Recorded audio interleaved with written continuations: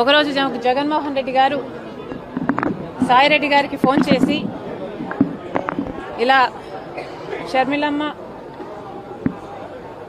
ఈ విషయాలన్నీ బయటపెట్టింది, నువ్వు బహిరంగంగా ప్రెస్ మీట్ పెట్టి మీడియాలో షర్మిలమ్మ అబద్ధాలు చెప్తుంది అని చెప్పమని అడిగినట్లు విజయసాయిరెడ్డి గారు చెప్పారు.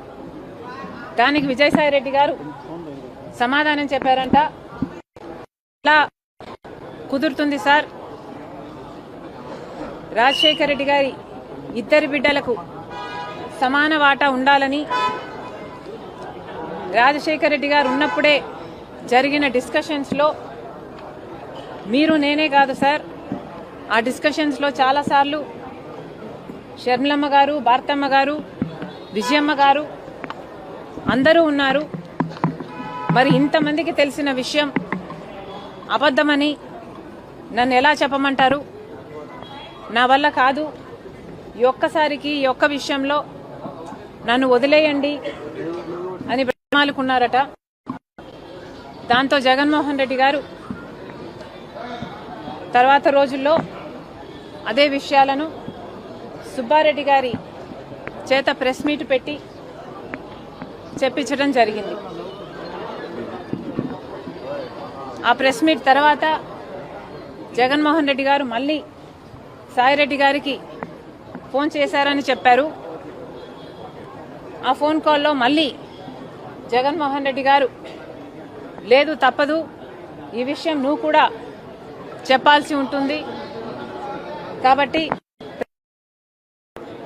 షర్మిలమ్మ చెప్తున్నది అబద్ధమని చెప్పాలని చెప్తే మళ్ళీ సాయిరెడ్డి గారు, సార్ విజయమ్మ గారికి అన్ని విషయాలు తెలుసు, దయచేసి నన్ను బలవంత పెట్టకండి, నాకు ఈ విషయంలో జోక్యం చేసుకోవడం ఇష్టం లేదు, నన్ను వదిలేయండి అని ఎంత బ్రతిమాలినా జగన్మోహన్ రెడ్డి గారు ఒప్పుకోలేదని చెప్పారు.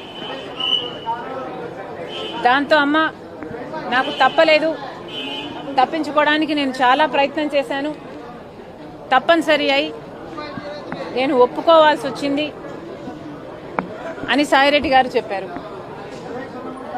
ఆ తర్వాత సరే సార్ మీ ఇష్టం వచ్చినట్లే చెప్తాను నేను అని జగన్మోహన్ రెడ్డి గారికి చెప్పాక జగన్మోహన్ రెడ్డి గారు ఏం మాట్లాడాలో,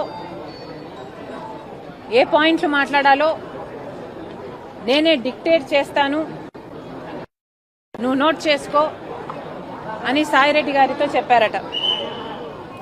ఆ తర్వాత 40 నిమిషాల పైన జగన్మోహన్ రెడ్డి గారు ఏ పాయింట్ ఎలా చెప్పాలి అని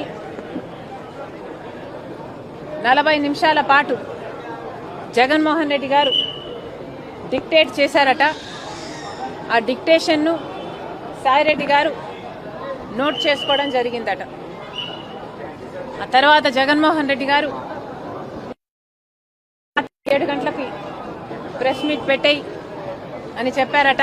దానికి సాయిరెడ్డి గారు లేదు సార్, నేను ప్రెస్ మీట్ పెడతానని చెప్పాను కదా, నాకు కొంచెం టైం ఇవ్వండి, నేనైనా నా మైండ్ అయినా దీన్ని అర్థం చేసుకోవాలి, జీర్ణించుకోవాలి కదా, నేను పెడతాను సార్, నాకు కొంచెం టైం ఇవ్వండి అని కోరారట.